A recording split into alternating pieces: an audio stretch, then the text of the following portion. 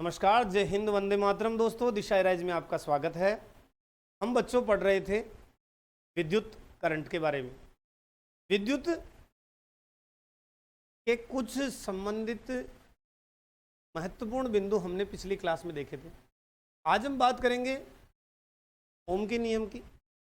George Simon ओम जो Germany के एक वैज्ञानिक थे और इन्होंने विभवांतर और धारा में एक संबंध जो है उसका अध्ययन किया था और उसी आधार पर इन्होंने ओम का नियम दिया, जो इलेक्ट्रिसिटी के क्षेत्र में एक मील का पत्थर है। और जब भी विद्युत हम पढ़ते हैं तो इनके द्वारा जो राशि बताई गई प्रतिरोध और ओम, उसका हम हमेशा अध्ययन करते हैं। तो जॉर्ज साइमन ओम के द्वारा जो नियम दिया गया, ओम का नियम, उसको आज हम जानेंगे। बच्चों, इन्होंने जो वोल्टा के प्रयोग थे उस पर वापस पुनः खोज की और ये बताया कि यदि हम कोई चालक तार लें, जैसे अगर मैं इसको चालक तार कहूँ, इसके अगर एक सिरे पर विभवांतर है 10 वोल्ट और एक सिरे पर विभवांतर है 5 वोल्ट, तो इस चालक तार के सिरे पर यदि विभवांतर 10 वोल्ट है और 5 वोल्ट है, तो जो धारा है वो अधिक विभवांतर वाले छोर से, करंट जो है अधिक विभवांतर वाले सिरे से कम विभवांतर वाले सिरे की ओर अपने आप फ्लो होगी। और यदि विभवांतर का मान बढ़ा दिया जाए, इन दोनों सिरों के विभव में अंतर बढ़ा दिया जाए, तो धारा का मान भी बढ़ जाएगा और समानुपात में बढ़ेगा। यानी विभवांतर यदि बढ़ रहा है तो धारा का मान भी स्वतः बढ़ जाएगा। यही बच्चों ओम का नियम था, जो विभवांतर और धारा में संबंध को बताता है। आगे हम इसको देखेंगे। चालक तार के सिरों के मध्य उत्पन्न विभवांतर उसमें प्रवाहित होने वाली धारा के समानुपाती होता है या अनुक्रमानुपाती होता है। यही ओम का नियम था। अब इस ओम के नियम के बारे में और विस्तार से हम जानते हैं, तो आइए आज की क्लास शुरू करते हैं। ओम का नियम। सबसे पहले बच्चों, हम अगर ओम के नियम की बात करें तो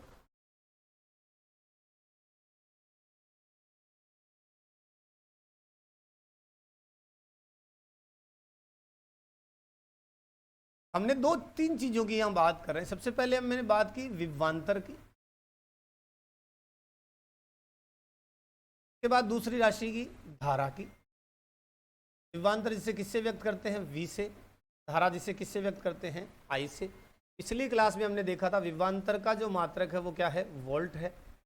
धारा का जो मात्रक है वो क्या है? एम्पियर है। तो ये दो मात्रक अपने को पिछली क्लास में हमने देख लिए थे। एक राशि जिसकी बात करेंगे विभवांतर, एक राशि बात करेंगे जिसकी बात करेंगे हम धारा। अगर मैं किसी चालक तार को लूं, ये एक चालक तार लिया हमने, इस चालक तार का ये जो हिस्सा है, ये जो सिरा है, इसको मैंने नाम दे दिया A और इस सिरे को हमने नाम दे दिया B। तो ये जो दो सिरे अपने को यहाँ दिखाई दे रहे हैं, इन दो सिरों के मध्य विभव में क्या होगा? अंतर होगा, जिसको हम कहेंगे V या हम कहेंगे विभवांतर। और इस चालक तार के अंदर अगर बात करें तो क्या प्रवाहित होगी? इस चालक तार में क्या प्रवाहित हो रही है? धारा। हम कहेंगे इन दोनों के बीच में जो संबंध है, विभवांतर में और धारा के बीच में जो संबंध है, वो किसने बताया? वो वैज्ञानिक ओम ने बताया। और उसने बताया कि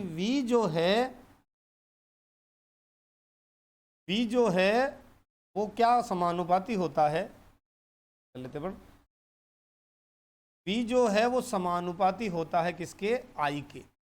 यानी विभवांतर यदि बढ़ाया जाए, विभवांतर बढ़ाएं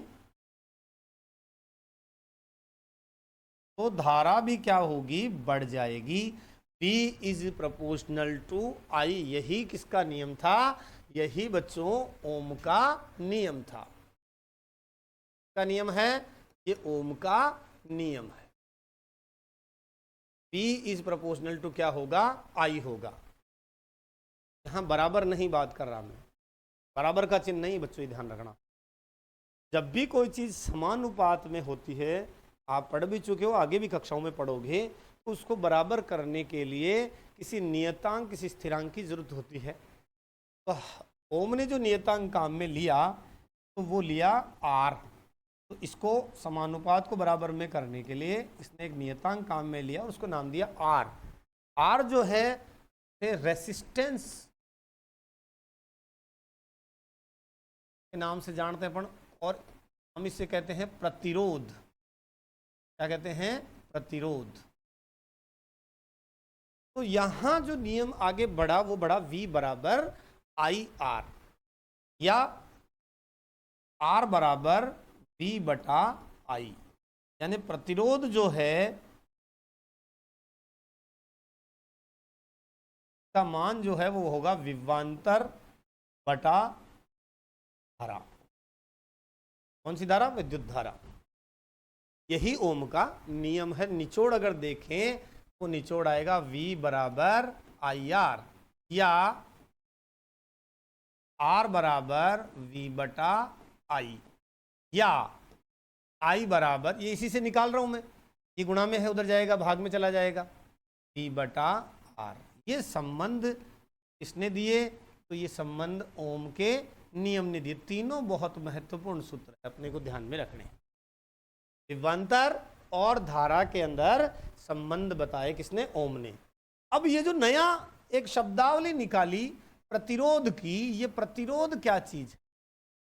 तो प्रतिरोध जब विभव में अंतर है, धारा जो है, जैसे मैंने बताया था आपको कि अगर ये 10 वोल्ट है और इस सिरे पर विभवांतर 5 वोल्ट है, तो धारा जो है वो अधिक से किस ओर प्रवाहित होगी? कम की ओर प्रवाहित होगी। ये हम चर्चा कर चुके हैं। तो जब धारा प्रवाहित हो रही है तो इस धारा के प्रवाह के मार्ग में जो बाधा उत्पन्न है, ये जो मार्ग में ये जो बाधा आ रही है, इसी को उसने क्या कहा? प्रतिरोध कहा। यानी प्रतिरोध क्या चीज हुई? धारा के प्रवाह मार्ग में उत्पन्न बाधा को प्रतिरोध कहते हैं। धारा के प्रवाह मार्ग में उत्पन्न बाधा को क्या कहते हैं? प्रतिरोध कहते हैं। ये बात अपने समझ में आ गई। यानी नंबर 1 पहली बात, अगर धारा का मान बढ़ा, विभवांतर का मान बढ़ा दिया जाए तो धारा का मान भी बढ़ेगा। और किस अनुपात में बढ़ेगा? समानुपात में बढ़ेगा। V is proportional to I। यहां आगे बढ़ाएं तो V बराबर आई आर, और यहां R क्या है? R एक नियतांक है। R क्या है? एक नियतांक है, जिसे क्या नाम दिया? प्रतिरोध का नाम दिया। और प्रतिरोध जो है उसका जो मात्रक है, प्रतिरोध को व्यक्त किससे किया? R से, और मात्रक रखा ओम। तो इस तरह से व्यक्त करते हैं ओम। अपन ओम कैसे लिखते हैं? ये वाला ओम नहीं है भाई, ऐसे मत लिख के आ जाना परीक्षा के अंदर, ये लैटिन शब्दावली है। तो यहाँ ओम वोल्ट को भी एम्पियर का अपन एकल पढ़ ही चुके हैं। प्रतिरोध क्या है? धारा के प्रवाह मार्ग में उत्पन्न बाधा को हम क्या कहते हैं बच्चा? प्रतिरोध कहते हैं। अगर हमें प्रतिरोधों का अगर ग्राफ खींचा जाए, तो यदि हम दो चीजें ले, एक ले विभवांतर और एक ले धारा, तो हमें एक सीधी एक सरल रेखा यहाँ पर प्राप्त होगी। ये हम देख पा रहे हैं, सीधी सरल रेखा इस तरह से हमें प्राप्त होगी। अगर यहाँ ये सीधे सरल रेखा कैसे प्राप्त होती है, तो अगर हम देखें तो ये इस तरफ मैं ले रहा हूँ विभवांतर, और एक और मैं ले रहा हूँ धारा। धारा अपन ले लेते हैं, नेक्स्ट पेज लेते हैं। अपन एक बात करते हैं कि विभवांतर अनुमान लेते हैं। ये विभवांतर हम क्या ले लेते हैं? आई धारा, और ये ग्राफ यहाँ खींचना है। किसके बीच में खींच रहे हैं? विभवांतर और धारा के बीच में। 1 2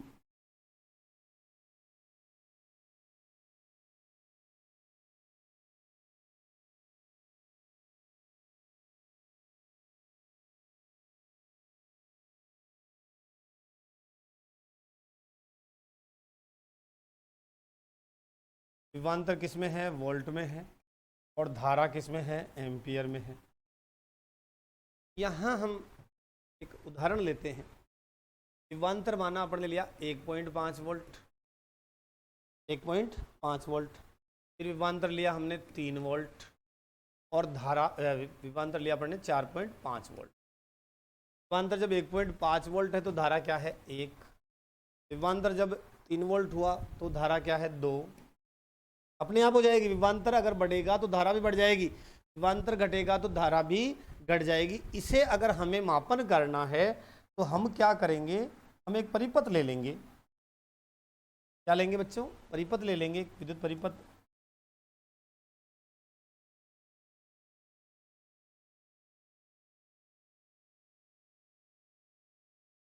एक परिपथ अपन बात कर रहे हैं। यहाँ धारा के मापन के लिए हमने क्या जोड़ दिया? अमीटर जोड़ दिया। ए का मतलब एमीटर है, प्लस माइनस कर देते हैं।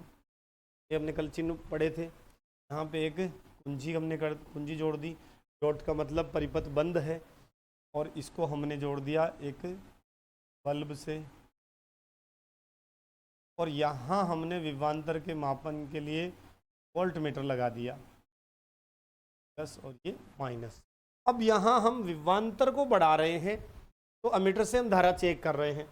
जब हमने विभवांतर किया 1.5 वोल्ट तो धारा हो जाएगी 1 एम्पियर।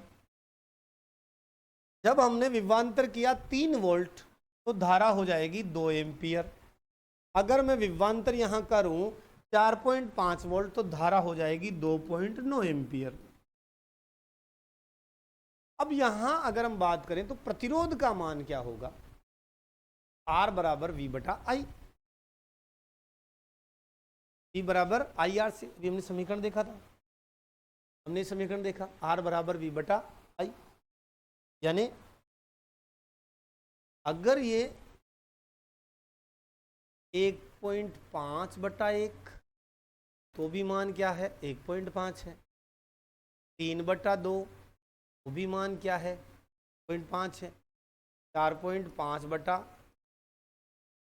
2.9 तो भी मान क्या है? 1.5 है।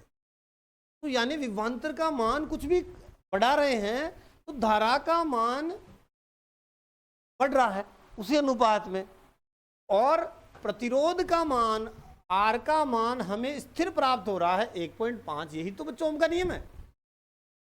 अपन किताबों में रटते हैं, समझते नहीं उस चीज को। देखिए समझने की कोशिश करें। विभवांतर 1.5 वोल्ट है, उस चालक तार में हमने उसको मापा 1.5 वोल्ट है। उस समय धारा मापन की हमने, तो धारा उसी चालक तार के लिए आई 1 एम्पियर। फिर हमने विभवांतर बढ़ाया, विभवांतर बढ़ाया तो एक कल हमने बात की थी, एक सेल लिया था पहले, अब 2 ले लिए, बैटरी ले ली 3 वोल्ट की। तो जब 3 वोल्ट की ली और उस समय में एम्पियर एमीटर से धारा मापी तो धारा आई 2 एम्पियर, तो धारा बढ़ गई। फिर हमने एक सेल और अटैच किया, 4.5 वोल्ट हो गया विभवांतर। जब विभवांतर 4.5 वोल्ट हुआ तो धारा हमने एमीटर से नापी, वो थी 2.9 एम्पियर। अब हमने विभवांतर बढ़ा V बराबर IR से, तो ओम का नियम था R बराबर V बटा I। तो इससे R का मान निकाला तो वो एक हमें कांस्टेंट प्राप्त हुआ, स्थिर प्राप्त हुआ। इसलिए तो हमने कहा था R एक स्थिरांक है। हर स्थिति में इसकी वैल्यू इस चालक तार 1.5 आ रही है। अगर मैं इसका ग्राफ खींचूं तो जब ये 1.5 वोल्ट है यहाँ माना कि, तो धारा आ रही है 1 एम्पियर यहाँ। फिर जब ये 3 वोल्ट है तो धारा प्राप्त हो रही है 2 एम्पियर लगभग यहाँ। और जब ये 4.5 वोल्ट है यहाँ कहीं लगभग, तो ये 2.9 प्राप्त हो रही है हमारे को। तो ये हमें क्या प्राप्त होती है? अगर मैं इस रेखा को सीधा खींचूं तो एक सीधी सरल रेखा प्राप्त होती है। 5 और बना लेते हैं। सीधी सरल रेखा हमें प्राप्त होती है। ये ओम के नियम का हमने एक सत्यापन देखा बच्चों। आप समझिए, V इज प्रोपोर्शनल टू क्या है, I।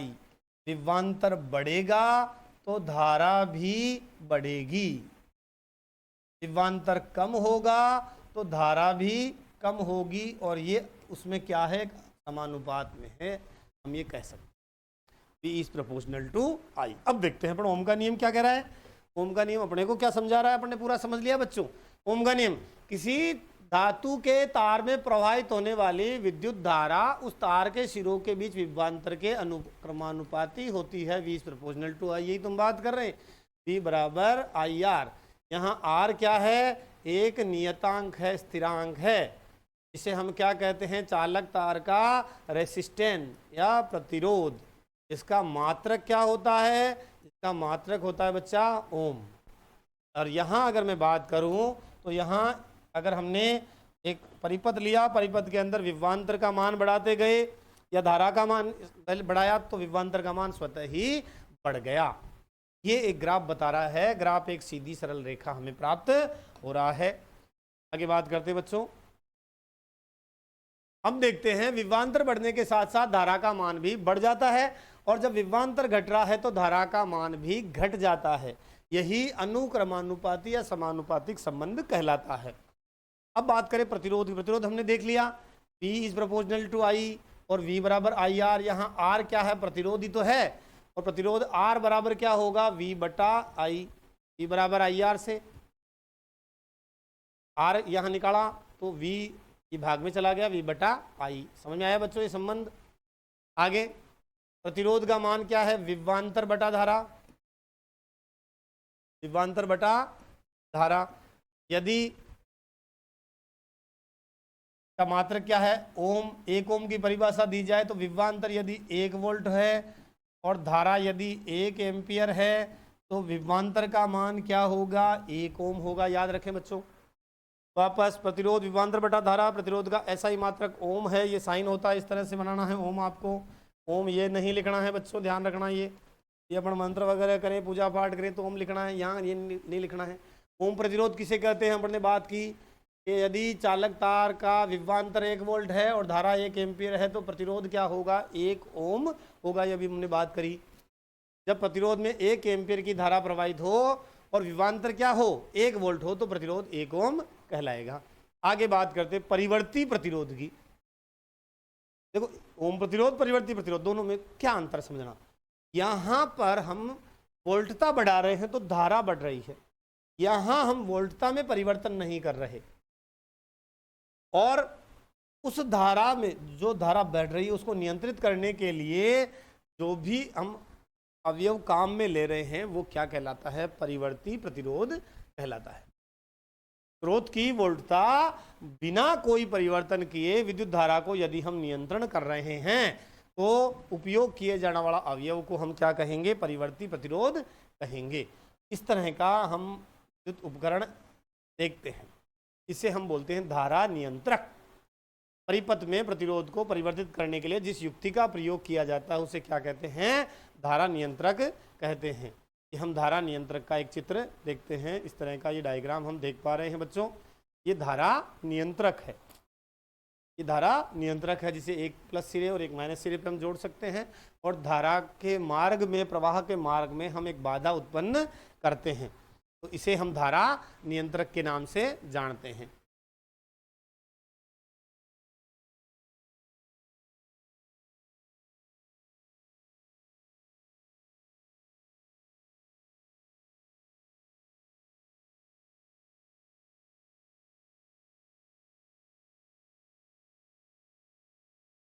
आगे प्रतिरोध की निर्भरता। प्रतिरोध किन किन बातों पे निर्भर करता है, तो बच्चों अगर हम बात करें तो प्रतिरोध 4 चीजों पे निर्भर करेगा। प्रतिरोध की निर्भरता,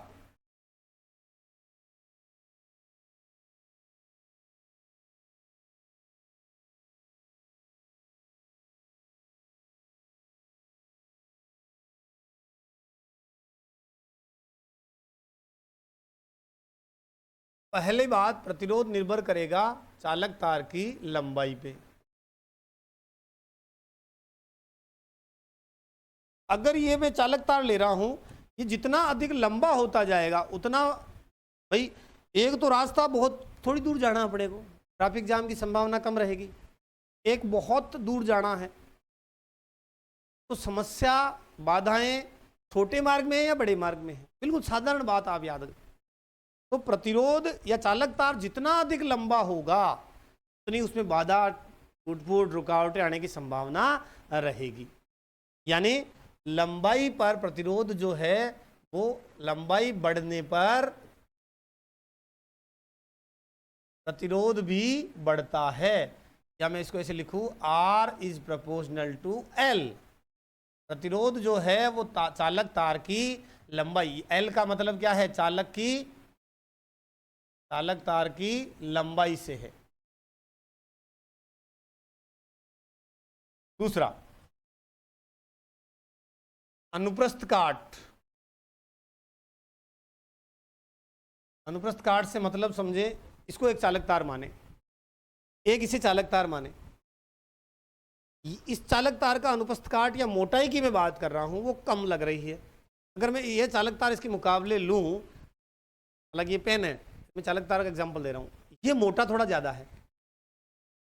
जब यहाँ ये चालक तार है एक और दूसरा ये चालक तार है, इसमें चालक तार A और चालक तार B हम बात कर रहे हैं।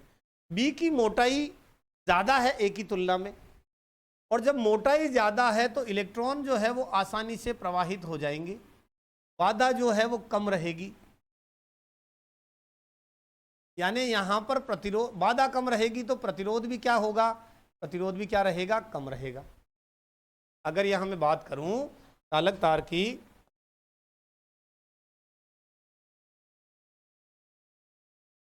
इस चालक तार B में बाधा क्या है, कम है, तो प्रतिरोध भी क्या रहेगा, कम रहेगा। तो चालकता क्या रहेगी, अधिक होगी। दूसरी तरफ A की बात करें तो इसमें बाधा अधिक है, यानी प्रतिरोध अधिक है, प्रतिरोध अधिक है, तो चालकता क्या होगी, कम होगी। ये बात समझे बच्चों, ए और बी के अंदर अंतर करते हुए समझे इस बात को कि यदि चालक तार का अनुप्रस्थ काट जो है, अनुप्रस्थ काट अधिक है, मोटाई अधिक है, तो उसका प्रतिरोध जो है वो क्या होगा, कम होगा। और जब प्रतिरोध कम होगा तो चालकता क्या होगी, अधिक होगी। ये बात समझें। अभी हम केवल किसकी प्रतिरोध की निर्भरता देख रहे हैं, तो R is disproportional to 1/A। यहाँ A क्या है, चालक तार का अनुप्रस्थ काट है, यानी मोटाई बढ़ेगी तो प्रतिरोध क्या होगा, कम होगा। लंबाई बढ़ेगी तो प्रतिरोध क्या होगा, बढ़ेगा। ये अपने को ध्यान में रखना है। तीसरी चीज, पदार्थ की प्रकृति पर निर्भर करता है। पदार्थ की प्रकृति पर निर्भर करता है। प्रतिरोध किस किस पर निर्भर करता है, नंबर 1 चालक तार की लंबाई पर, नंबर 2 अनुप्रस्थ काट पर, नंबर 3 पदार्थ की प्रकृति पर। पदार्थ मिश्र धातु है, धातु है, चालक है, कुचालक है, अचालक है, इन सब पे प्रतिरोध क्या करेगा, निर्भर करता है। चौथा तापमान पे, चौथा तापमान पे। तो ये 4 चीजों पे जो है प्रतिरोध जो है वो निर्भर करता है। नंबर 1 लंबाई, नंबर 2 अनुप्रस्थ काट, नंबर 3 पदार्थ की प्रकृति, और नंबर 4 तापमान पे। वे चालक जिन पे एक चालक का प्रतिरोध निर्भर करता है चालक की लंबाई के समानुपाती, यानी समानुपाती का मतलब लंबाई बढ़ेगी तो प्रतिरोध भी बढ़ेगा। अनुप्रस्थ काट के क्षेत्रफल के व्युत्क्रमानुपाती, R is disproportional to 1/A। यहाँ 2 संबंध है, R is proportional to L, R is disproportional to 1/A। ये 2 संबंध आप ध्यान रखें। मोटाई अनुप्रस्थ काट बढ़ेगा तो प्रतिरोध कम होगा उल्टा, और लंबाई बढ़ेगी तो प्रतिरोध भी बढ़ेगा। ये हम समझ चुके हैं बच्चों।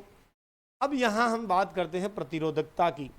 बात करेंगे बच्चों प्रतिरोधकता की।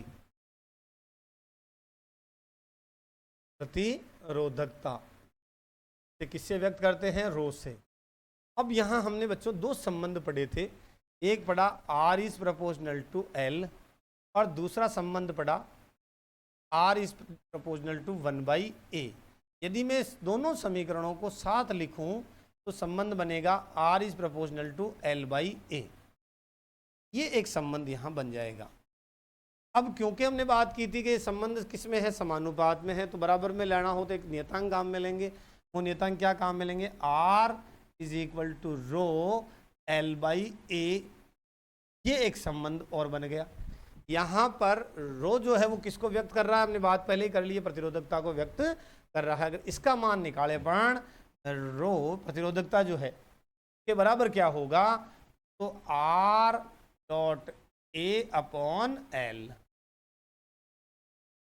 में आ गया। ये गुणा में है, बराबर के उस तरफ जाएगा तो भाग में चला जाएगा। R is equal to rho A/L। ठीक है, तो ये एक संबंध अपन यहाँ बात कर रहे हैं। तो बच्चों यहाँ अगर यहाँ बात करें अपन प्रतिरोधकता की, तो प्रतिरोधकता ये अपन ने संबंध किया, ज्ञात किया R/L/A, R रो L/A।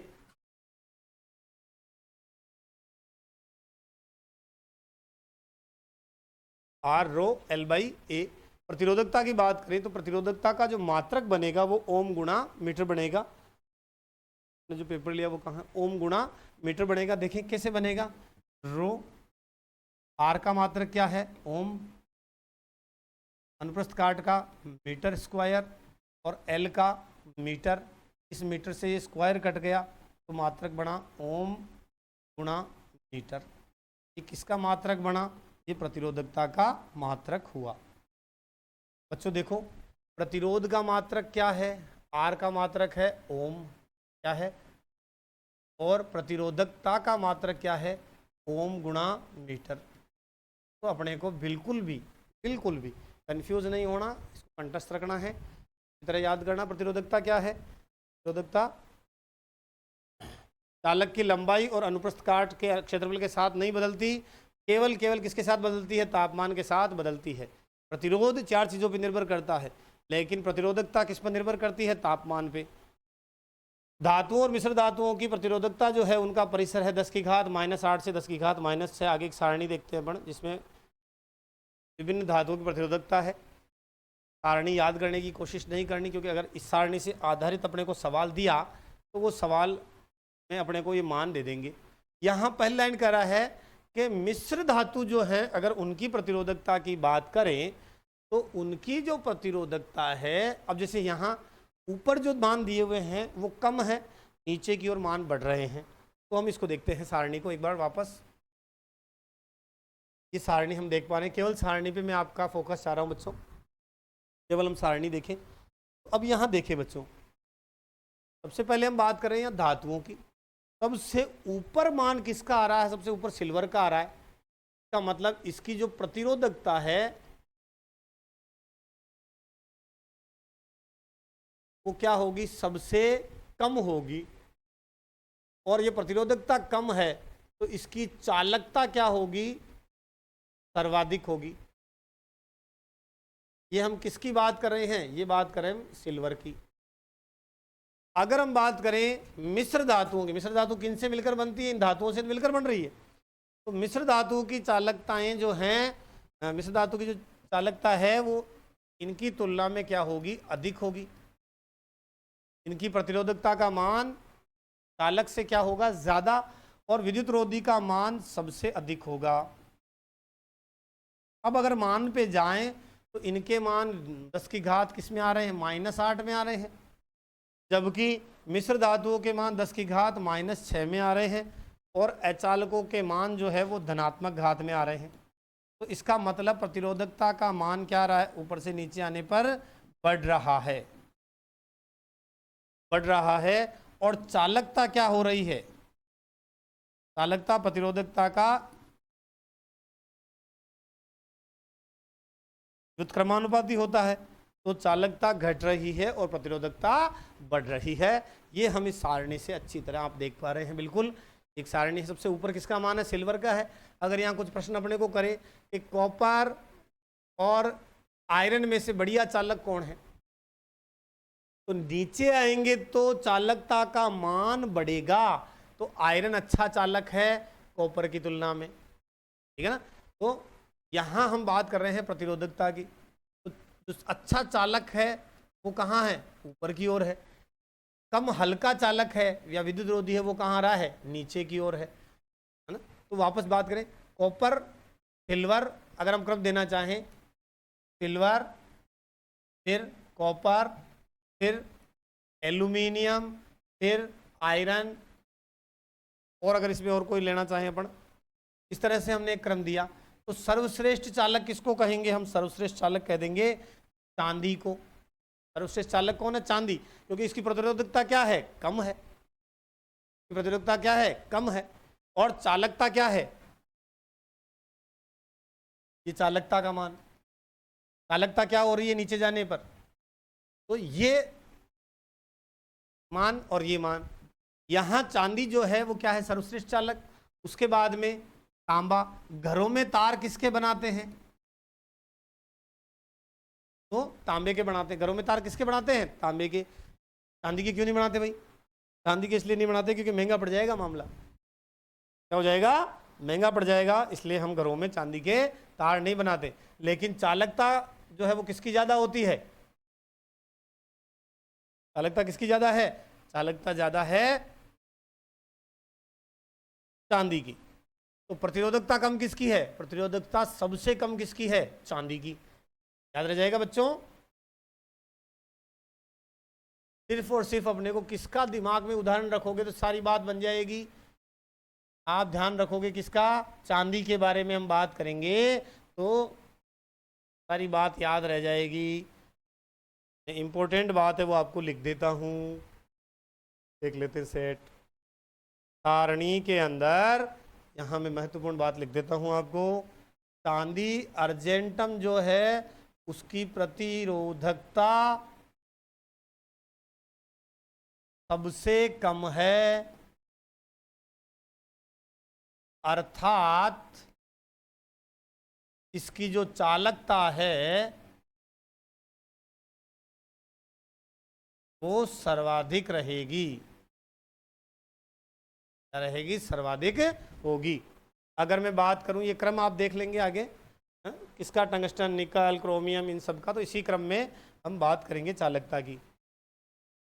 एक उदाहरण है भाई, यदि किसी विद्युत बल्ब के तंतु का प्रतिरोध 1200 ओम है तो यह बल्ब 220 वोल्ट के स्रोत से कितनी विद्युत धारा लेगा? पहले ए और बी दो सवाल है तो हम इसको यहाँ हल कर लेते हैं। ए को, ये जो क्वेश्चन है इसके अंदर विभवांतर क्या दे रहा है? V बराबर तो है 220 वोल्ट। फिर ये बात कर रहा है प्रतिरोध R दे रहा है, R बराबर अपने को दे रहा है 1200 वोल्ट, 1200 ओम।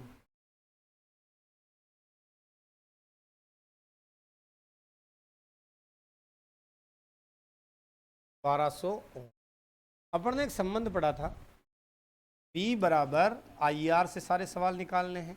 यहाँ V और R दिया तो इसका मतलब I निकालना है। I बराबर V बटा R, I बराबर V बटा R, I बराबर V बटा R निकाल लो। V क्या है? 220 और R क्या है? 1200। 2 से 0 कैंसिल आउट करें, 22 बटा 120 और इसको 2 से अपन काटेंगे तो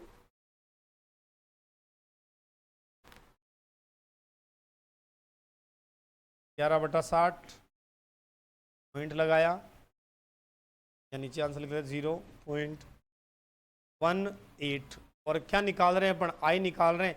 इसका मतलब मान किस में आएगा? एम्पियर में। ठीक है, मान किस में आएगा? एम्पियर में। तो ये तो हमने ए करा।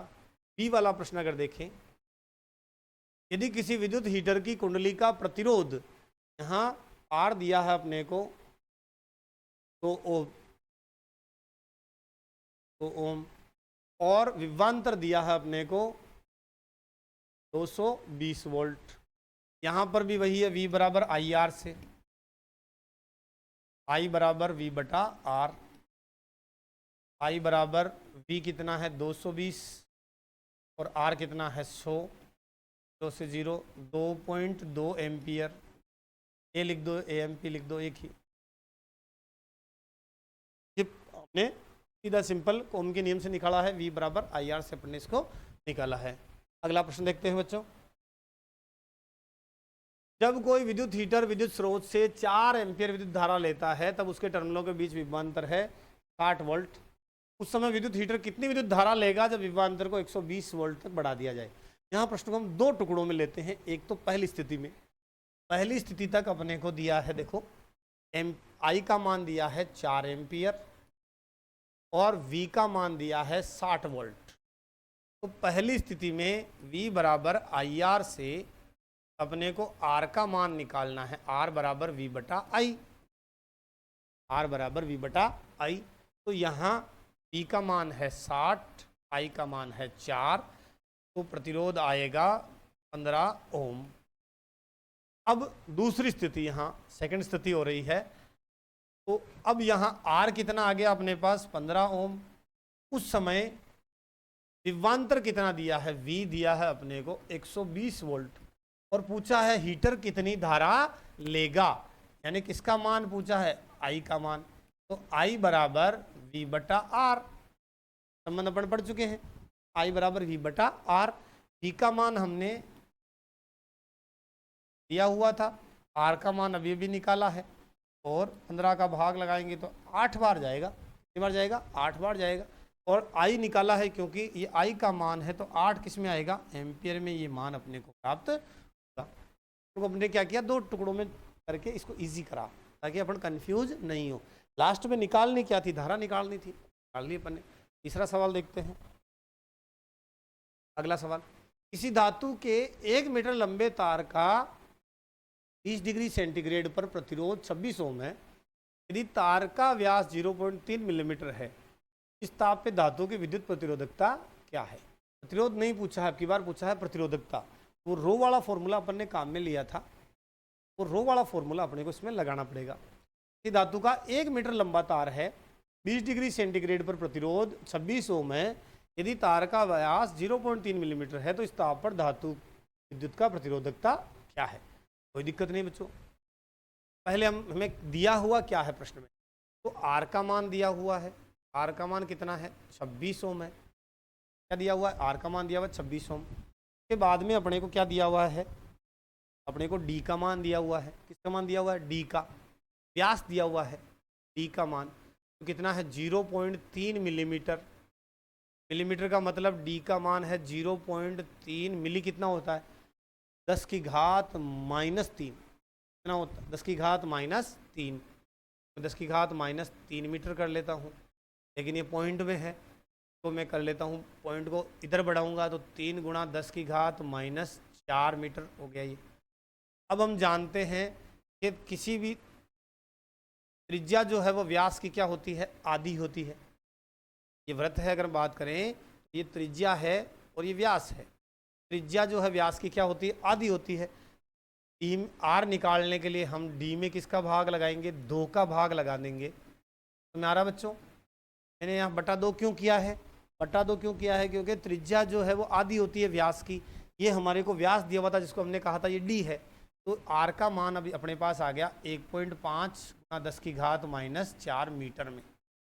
ये चीज़ अपने को दी हुई है। और भी कुछ दिया हुआ है कि तापमान 20 डिग्री का, उसमें सूत्र में अपने को रोल आएगा नहीं। हमारे पास जो फॉर्मूला था वो था आर बराबर, याद करें वो फॉर्मूला, आर बराबर रो एल बटा ए।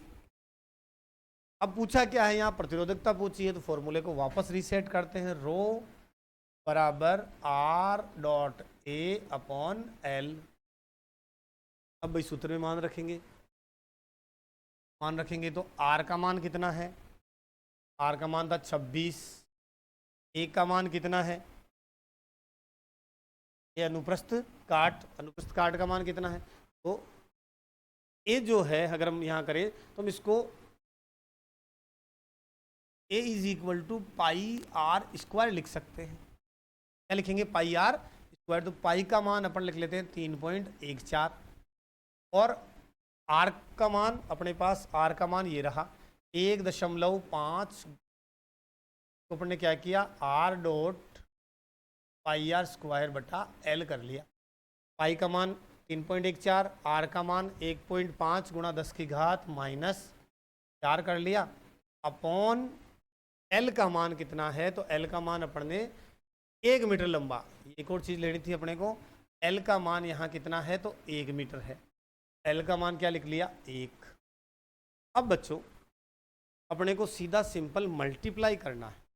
1.5 का यहाँ स्क्वायर जब करेंगे तो अपने पास ये रो का मान याद कर रहे हैं, 26 गुणा 3.14 गुणा ये 2.25 आ जाएगा, 1.5 का वर्ग गुणा 10 की घात माइनस 4, 4 दूनी 4 का स्क्वायर करेंगे तो ये अपने पास 8 हो जाएगा। अगर मैं इन तीनों का गुणा करूं, इन तीनों का गुणा करूंगा तो मेरे पास जो मान आएगा वो सारणी से 1.84, इन तीनों का गुणा कर रहा हूं मैं, गुणा करने पर 1.84 समथिंग अपने पास इसका मान आएगा, गुणा 10 की घात माइनस 6। और ये 6 कैसे आएगा, इसका जो गुणा करेंगे अपन वो लगभग 183.69 के आसपास अपने पास बैठेगा, गुणा 10 की घात माइनस 8 हम लोग को हम करेंगे तो ये मान अपने पास प्राप्त होगा। ये प्रतिरोधकता सारणी में किसकी है ये हमें जरूर देखनी है। 1.84 गुणा 10 की घात माइनस 6 प्रतिरोधकता सारणी में किसकी है, तो ये सारणी के अंदर जो प्रतिरोधकता है वो ये रही ना, मैग्नीज की प्रतिरोधकता है ये। तो यानी यहाँ पर किस धातु की बात हो रही है, यहाँ पर किस धातु की बात हो रही है बच्चा, यहाँ पर मैग्नीज धातु की ये प्रतिरोधकता, मैग्नीज धातु की ये प्रतिरोधकता। अगला उदाहरण, ये गए पदार्थ के किसी लंबाई L लंबाई है, A मोटाई है कि तार का प्रतिरोध 4 ओम है। इसी पदार्थ के किसी तार का प्रतिरोध क्या होगा जिसकी लंबाई 1/2 कर दे और मोटाई 2 एम्पियर कर दे। अरे भाई कुल मिला के प्रश्न क्या कह रहा है, लंबाई तो करनी है आधी, लंबाई तो करनी है आधी और मोटाई अनुप्रस्थ काट करना है 2a। हमारे पास चूंकि फॉर्मूला है, फॉर्मूला क्या है, R is equal to rho L बटा A, ये हमारे पास फॉर्मूला है। पहली स्थिति के अंदर दिए गए पदार्थ की मोटाई, तार का प्रतिरोध, पहले तार का प्रतिरोध कितना है 4 ओम दे दिया अपने को, तो इसको हम नाम दे देते हैं R1 बराबर 4 ओम, R1 बराबर 4 ओम कर लेते हैं। दूसरी में स्थितियां चेंज कर रहा है, दूसरी में ये कह रहा है R2 के लिए रो जो है लंबाई क्या कर रहा है, ये लंबाई तो आधी कर रहा है, लंबाई तो क्या कर रहा है आधी कर रहा है और मोटाई दुगनी कर रहा है, मोटाई 2a कर रहा है। अब यहां ये कह रहा है कि तब क्या होगा जब इस ये क्या कर रहा है, लंबाई तो आधी और इसको दुगना, तो ये नीचे भाग में बटा में नीचे आ जाएगा, तो मैं इसको लिख सकता हूं 1/4। देखो 2 दूनी 4, इसको मैं अलग निकाल लेता हूं। यहाँ क्या बचा, रो बच गया, ये रो बच गया ना अपने पास, और ये L बटा A। देखो करा क्या है, L बटा 2 और 2a, तो ये गुणा में नीचे आ गया, तो मैंने इसको 1/4 करके अलग से लिख लिया है। आप समझना इस बात को बच्चों, कंफ्यूज नहीं होना, यहाँ 1/4 करके इसको लिख लिया मान को। अब अपने को क्या करना है, इन दोनों की क्या करनी है, तुलना करनी है। तो अगर यहाँ R2 बराबर करें, R2 बराबर 1/4 रो L बटा A, इस सारे का मान अगर मैं यहाँ इसको करूँ तो इसका मान यहाँ पर कितना दिया हुआ है, ये किसके बराबर है, ये 4 ओम के बराबर है। टाइम बराबर हो गए सब, ये इसके बराबर है, ये इसके बराबर है, तो मैं इसको ऐसे लिख सकता हूँ 1/4 गुणा 4 ओम, ओम लिखे तो भी नहीं, ये कट गया यहाँ। तो अब जो नया तार आया R2, इसका प्रतिरोध कितना होगा, तो 1 ओम होगा, कितना होगा, 1 ओम प्रतिरोध होगा। ये इस प्रश्न का अपन हल करेंगे। अगले कुछ प्रश्न हैं, बहुत अच्छे प्रश्न है। किसी चालक का प्रतिरोध किन कारकों पर निर्भर करता है, तो चालक का जो प्रतिरोध है वो, नया पेज ही ले लेते हैं, हमने बात की थी चालक का प्रतिरोध नंबर 1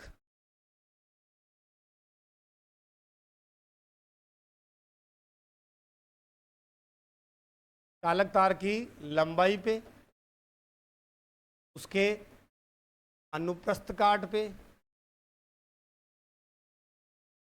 चालक तार के अनुप्रस्थ काट पे, पदार्थ की प्रकृति पे, हमने बात की थी मिश्र धातु पदार्थ की प्रकृति पे, लंबाई पे, अनुप्रस्थ काट पे, पदार्थ की प्रकृति पे, सर्वाधिक चालक लिया था हमने अर्जेंटम, फिर उसके बाद मिश्र धातु का प्रतिरोध जो है, फिर उसके बाद में अचालक का बात करी थी पदार्थ की प्रकृति पे और एक तापमान पे। इन 4 बातों पे प्रतिरोध की निर्भरता हमने देखी थी। अगला प्रश्न क्या है, समान पदार्थ के 2 तारों में यदि एक पतला दूसरा मोटा हो तो इनमें किस विद्युत धारा का तार आसानी से प्रवाहित होगा जबकि उनमें समान विद्युत स्रोत से संयोजित किया गया है। वही जिसका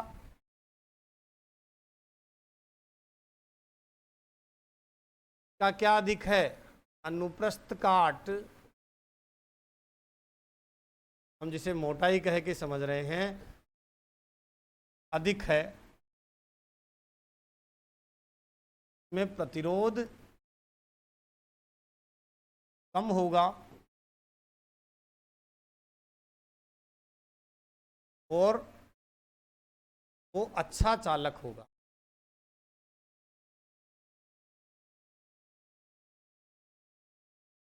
यानी जिसका ए का मान जो है वो ज्यादा हो। फिर अगला प्रश्न देखते हैं बच्चों, ये सब समझ चुके अपन। विद्युत अवयव के 2 सिरों के बीच विभवांतर को पूर्व विभवांतर की तुलना में घटाकर आधा कर दें। दूसरा V2 को हम क्या कर रहे हैं, आधा कर रहे हैं, और प्रतिरोध को जो है नियत रख रहे हैं, कांस्टेंट रख रहे हैं, तब उस अवयव में प्रवाहित होने वाले विद्युत धारा में क्या परिवर्तन होगा। क्या प्रश्न है बच्चों। हम बात करते हैं R के साथ विभवांतर का संबंध R बराबर V बटा I से, R बराबर V बटा I से, तो R1 भी क्या होगा V1 बटा I1 और R2 क्या होगा V2 बटा I2। यहाँ से इस प्रश्न को हम देखें अगर, तो अगर संबंध इनमें स्थापित करें तो V1, ये तीसरा हल है तीसरे का, V1 अपॉन I1 बराबर V2 अपॉन I2, या ये लिया आपने ओम के नियम से संबंध को ले लिया।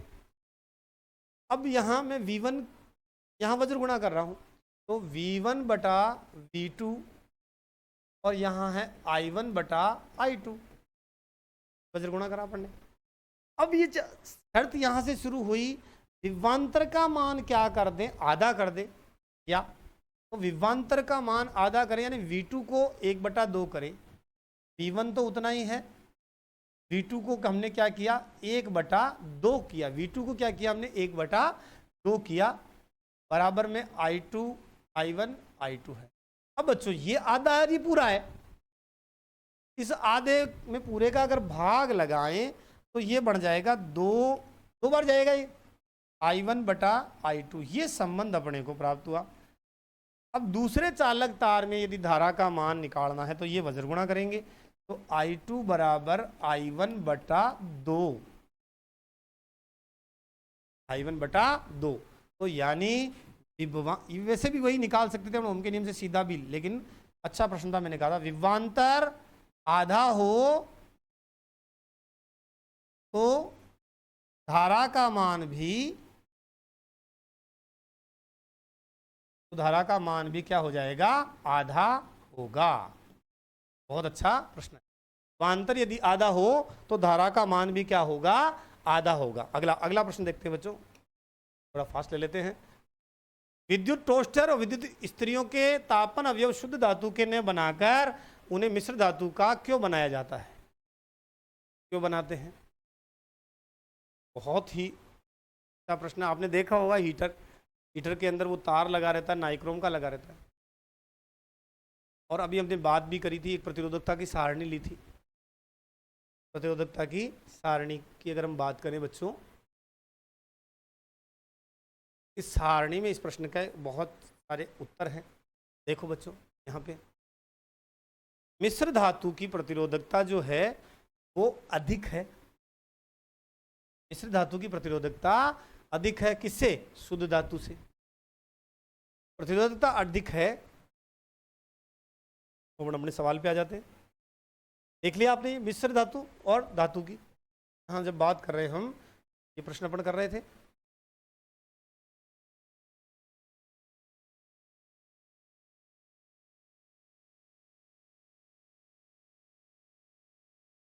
चौथे प्रश्न के लिए लेते हैं। मिश्र धातुएं जो है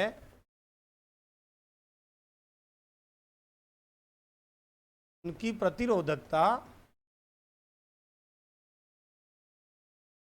धातुओं की तुलना में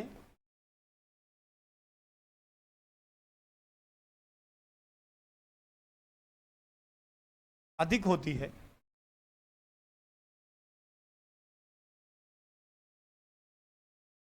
धातुओं की तुलना में अधिक होती है।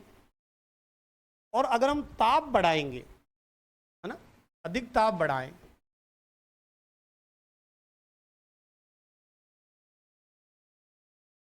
तो इनकी प्रतिरोधकता पे लगभग नगण्य बदलाव आएगा। अधिक ताप बढ़ाने पर भी इनकी प्रतिरोधकता में नगण्य परिवर्तन होता है। इसलिए हम यहाँ हीटर में और इनमें हम मिश्र धातुओं का प्रयोग करते हैं। और एक और विशेष बात है कि जो मिश्र धातुएं हैं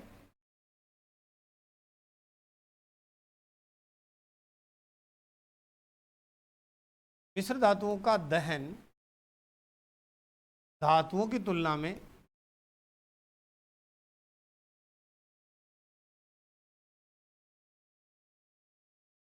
आसानी से नहीं होता।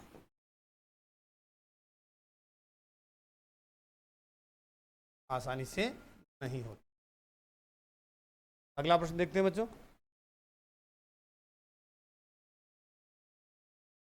निम्नलिखित के उत्तर तालिका 12 पॉइंट दिए में आंकड़ों के आधार पर दीजिए। आयरन और मरकरी में से कौन अच्छा चालक है? भाई चालक की बात कर रहा है। अच्छा चालक कौन है? अच्छा चालक है आयरन।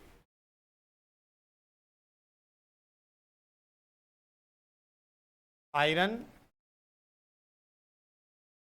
मरकरी की तुलना में अच्छा चालक है। ये तो ए पार्ट हुआ। फिर इस प्रश्न में बी पार्ट है। बी पार्ट क्या कह रहा है बच्चों? अंतिम प्रश्न है आज का अपना। कौन सा पदार्थ सर्वश्रेष्ठ चालक है? जब हमने सारणी की बात करी थी तब भी आपको कहा था कि सबसे प्रतिरोधकता सर्वाधिक आ रही है अर्जेंटम की। इसे बोलते हैं चांदी, इसे बोलते हैं हम सिल्वर, इसी को हम बोलते हैं अर्जेंटम। इसकी प्रतिरोधकता सबसे कम है, अर्थात इसकी चालकता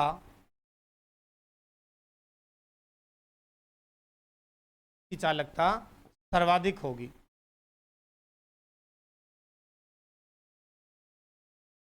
तो इस प्रकार बच्चों हमने आज जॉर्ज साइमन ओम के बारे में जानकारी ली। ओम का नियम के बारे में हमने चर्चा की। ओम का नियम क्या है, प्रतिरोध क्या है, प्रतिरोधकता क्या है, उस पर बात करी। आधारित कुछ प्रश्नों की बात करी, तो इस लेसन का एक बहुत महत्वपूर्ण पार्ट है। अगली क्लास में हम प्रतिरोधों के संयोजन पर चर्चा करेंगे, श्रेणीक्रम पार्श्वक्रम पे बात करेंगे। आप जुड़े रहिए दिशा इराइज के साथ। बहुत बहुत धन्यवाद।